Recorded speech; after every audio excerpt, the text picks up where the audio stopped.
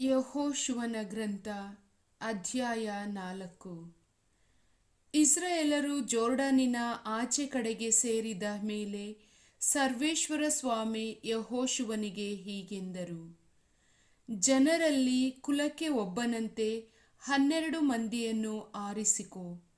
ಅವರಿಗೆ, ನೀವು ಜೋರ್ಡಾನಿನ ಮಧ್ಯದಲ್ಲಿ ಯಾಜಕರು ನಿಂತ ಸ್ಥಳದಿಂದ 12 ಕಲ್ಲುಗಳನ್ನು ಎತ್ತಿ ಅವುಗಳನ್ನು ನಿಮ್ಮ ಸಂಗಡ ಆಚೆ ದಡಕ್ಕೆ ತಂದು ನೀವು ಈ ರಾತ್ರಿ ತಂಗುವ ಸ್ಥಳದಲ್ಲಿ ನಿಲ್ಲಿಸಿ ಎಂದು ಆಜ್ಞಾಪಿಸು ಎಂದರು. ಆಗ ಯೆಹೋಶುವನು ತಾನು ಇಸ್ರಾಯೇಲರಿಂದ ಕುಲಕ್ಕೆ ಒಬ್ಬನಂತೆ ಆರಿಸಿಕೊಂಡ 12 ಮಂದಿಯನ್ನು ಕರೆದು ಅವರಿಗೆ, ನೀವು ನಮ್ಮ ದೇವರಾದ ಸರ್ವೇಶ್ವರನ ಮಂಜೂಷದ ಮುಂದಾಗಿ ಜೋರ್ಡಾನಿನ ಮಧ್ಯಕ್ಕೆ ಹೋಗಿ ಇಸ್ರಾಯೇಲ್ ಕುಲಗಳ ಸಂಖ್ಯೆಗೆ ಸರಿಯಾಗಿ ಪ್ರತಿಯೊಬ್ಬನೂ ಒಂದೊಂದು ಕಲ್ಲನ್ನು ಹೆಗಲ ಮೇಲೆ ಹೊತ್ತುಕೊಂಡು ಬನ್ನಿ. ಅವು ನಿಮ್ಮ ಮಧ್ಯೆ ಸ್ಮಾರಕ ಆಗಿರುವುವು. ಮುಂದಿನ ಕಾಲದಲ್ಲಿ ನಿಮ್ಮ ಮಕ್ಕಳು, ಈ ಕಲ್ಲುಗಳು ಏನನ್ನು ಸೂಚಿಸುತ್ತವೆ ಎಂದು ಕೇಳುವಾಗ ನೀವು ಅವರಿಗೆ, ಸರ್ವೇಶ್ವರನ ಒಡಂಬಡಿಕೆಯ ಮಂಜೂಷವು ಜೋರ್ಡಾನನ್ನು ದಾಟುವಾಗ ಅದರ ಮುಂದೆ ಜೋರ್ಡಾನಿನ ನೀರು ನಿಂತು ಹೋಯಿತು ಎಂದು ಹೇಳಿರಿ. ಅದರ ನೀರು ನಿಂತು ಹೋಯಿತೆಂಬುದಕ್ಕೆ ಈ ಕಲ್ಲುಗಳು ಇಸ್ರಾಯೇಲರಿಗೆ ಚಿರ ಸ್ಮಾರಕಗಳಾಗಿರುವವು ಎಂದು ಹೇಳಿದನು. ಇಸ್ರಾಯೇಲರು ಯೆಹೋಶುವನು ಆಜ್ಞಾಪಿಸಿದಂತೆಯೇ ಮಾಡಿದರು. ಸರ್ವೇಶ್ವರ ಸ್ವಾಮಿ ಯೆಹೋಶುವನಿಗೆ ಹೇಳಿದ ಪ್ರಕಾರ ಅವರು ಇಸ್ರಾಯೇಲರ ಕುಲ ಸಂಖ್ಯೆಗೆ ಅನುಸಾರವಾಗಿ ಜೋರ್ಡಾನಿನ ಮಧ್ಯದಿಂದ 12 ಕಲ್ಲುಗಳನ್ನು ಎತ್ತಿ ತಮ್ಮ ಬಿಡಾರದ ಸ್ಥಳಕ್ಕೆ ತಂದು ಅಲ್ಲಿ ಅವುಗಳನ್ನು ನಿಲ್ಲಿಸಿದರು. ಇದಲ್ಲದೆ ಯೆಹೋಶುವನು 12 ಕಲ್ಲುಗಳನ್ನು ತೆಗೆದುಕೊಂಡು ಜೋರ್ಡಾನಿನ ಮಧ್ಯೆ ಒಡಂಬಡಿಕೆಯ ಮಂಜೂಷವನ್ನು ಹೊತ್ತ ಯಾಜಕರು ನಿಂತಿದ್ದ ಸ್ಥಳದಲ್ಲಿ ನಿಲ್ಲಿಸಿದನು.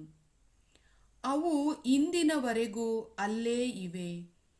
ಮೋಶೆ ಆಜ್ಞಾಪಿಸಿದಂತೆ ಯೆಹೋಶುವನು ಜನರಿಗೆ ತಿಳಿಸಿದ ಸರ್ವೇಶ್ವರನ ಅಪ್ಪಣೆಗಳನ್ನೆಲ್ಲ ಅವರು ನೆರವೇರಿಸುವ ತನಕ ಮಂಜೂಷವನ್ನು ಹೊತ್ತ ಯಾಜಕರು ಜೋರ್ಡಾನಿನ ಮಧ್ಯದಲ್ಲೇ ನಿಂತರು.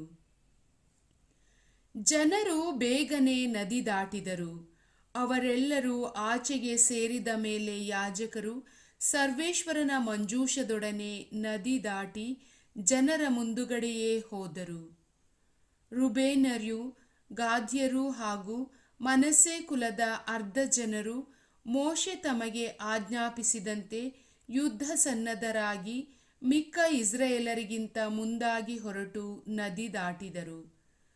ಸುಮಾರು 40,000 ಯೋಧರಿಂದ ಕೂಡಿದ ಅವರು ಸರ್ವೇಶ್ವರನ ಸಮ್ಮುಖದಲ್ಲಿ ನದಿ ದಾಟಿ ಯುದ್ಧ ಮಾಡುವುದಕ್ಕಾಗಿ ಜೆರಿಕೋವಿನ ಬಯಲಿಗೆ ಬಂದರು. ಆ ದಿನ ಸರ್ವೇಶ್ವರ ಯೆಹೋಶುವನನ್ನು ಇಸ್ರಾಯೇಲರೆಲ್ಲರ ದೃಷ್ಟಿಯಲ್ಲಿ ಇಷ್ಟು ಘನಪಡಿಸಿದ್ದರಿಂದ ಅವರು ಮೋಶೆಯಲ್ಲಿ ಹೇಗೋ ಹಾಗೆಯೇ ಇವನಲ್ಲೂ, ಇವನು ಜೀವದಿಂದಿದ್ದ ಕಾಲವೆಲ್ಲ ಗೌರವವುಳ್ಳವರೂ ಆಗಿದ್ದರು.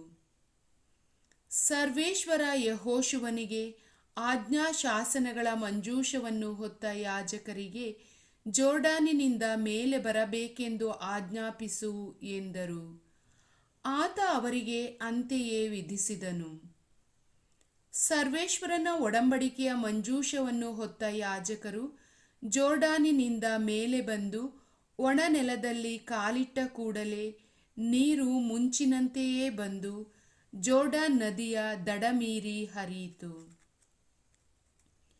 ಜನರು ಮೊದಲನೇ ತಿಂಗಳಿನ 10ನೆಯ ದಿನ ಜೋರ್ಡಾನನ್ನು ದಾಟಿ ಜೆರಿಕೋವಿನ ಪೂರ್ವ ಗಡಿಯಲ್ಲಿರುವ ಗಿಲ್ಗಾಲ್ ಎಂಬಲ್ಲಿಗೆ ಬಂದು ತಂಗಿದರು. ಯೆಹೋಶುವನು ಜೋರ್ಡಾನಿನಿಂದ ತೆಗೆದುಕೊಂಡು ಬಂದ 12 ಕಲ್ಲುಗಳನ್ನು ಗಿಲ್ಗಾಲಿನಲ್ಲೇ ನಿಲ್ಲಿಸಿದನು. ಆತ ಇಸ್ರಾಯೇಲರಿಗೆ, ಮುಂದಿನ ಕಾಲದಲ್ಲಿ ನಿಮ್ಮ ಮಕ್ಕಳು ಈ ಕಲ್ಲುಗಳನ್ನು ಏಕೆ ನೆಟ್ಟಿದ್ದಾರೆಂದು ಕೇಳಿದರೆ ನೀವು ಅವರಿಗೆ, ಇಸ್ರಾಯೇಲರು ಒಣನೆಲವಾದ ಈ ಜೋರ್ಡಾನನ್ನು ದಾಟಿ ಬರುವುದಕ್ಕಾಗಿ ಎಂದು ಹೇಳಿ.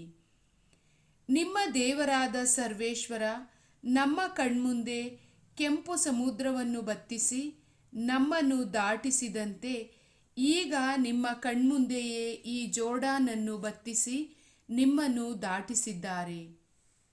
ಇದರಿಂದ ಭೂನಿವಾಸಿಗಳೆಲ್ಲರೂ ಸರ್ವೇಶ್ವರನ ಹಸ್ತವು ಪರಾಕ್ರಮವುಳ್ಳದೆಂದು ತಿಳಿದುಕೊಳ್ಳುವರು. ನಿಮ್ಮ ದೇವರಾದ ಸರ್ವೇಶ್ವರನಲ್ಲಿ ಯಾವಾಗಲೂ ಭಯಭಕ್ತಿ ಉಳ್ಳವರಾಗಿರುವರು. ಪ್ರಭುವಿನ ವಾಕ್ಯ.